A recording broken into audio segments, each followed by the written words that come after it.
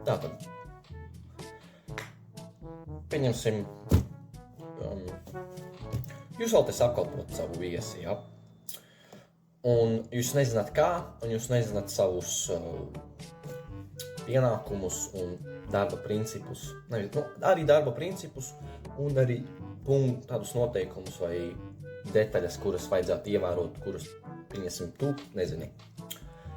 Tāpēc šajā video es tev pastāstīšu, kas ir nepieciešams, lai tu varētu parādīt gan labu savu pirmo iespaidu, gan veiksmīgi apkalpot savu viesi.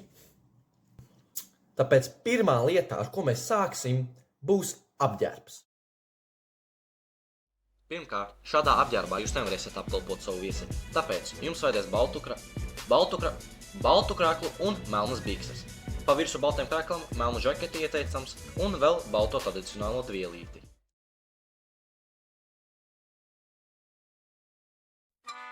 Tātad, pirmkārt, ar līku muguru nevarēs apkalpot savu viesi, tāpēc labāk iztaisnojiet savu muguru, tā lai gūža, gurni un mugura viss taisnas vienā līmenī. Un tagad paskatīsimies, kā izskatīsies ar uzvalku. Tas pats, ar līku muguru nē, iztaisnojiet savu muguru, tā lai gurni un gūžas viss ir vienā līmenī taisnas.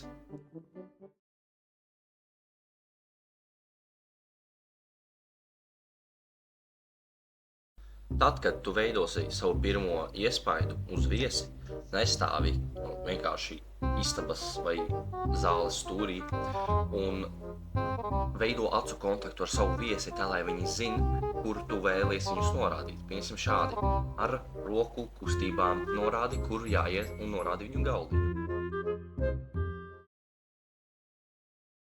Apkalpojot savu viesi, noteikti esiet verbāls, runājiet ar savu viesi, komunicējiet un esiet laipns ar viņiem. Ja viņi nezin kādu no piedāvājumiem vai piedāvātajiem ēdieniem, ko var izvēlēties, paskaidrojiet viņam. Ja viņi nezin, lai viņi pēc tam uzzina un saprot, piemēram, ja viņi nav pārliecināti pasūtīt kaut kādu rostbifu, izskaidrojiet, kā viņu taisa, kā viņu pagatavo, kas viņam ir nepieciešams, lai uztaisītu, pagatavotu viņu, un beigās varbūt viņi izvēlēsies to savu rostbifu. Un vienmēr atcerieties, esiet komunikabls, veidojiet acu kontaktu un esiet verbāls. Izskaidrojiet tam viesim, ko viņi vēlas, un palīdziet viņam arī izvēlēties to savu ēdienu.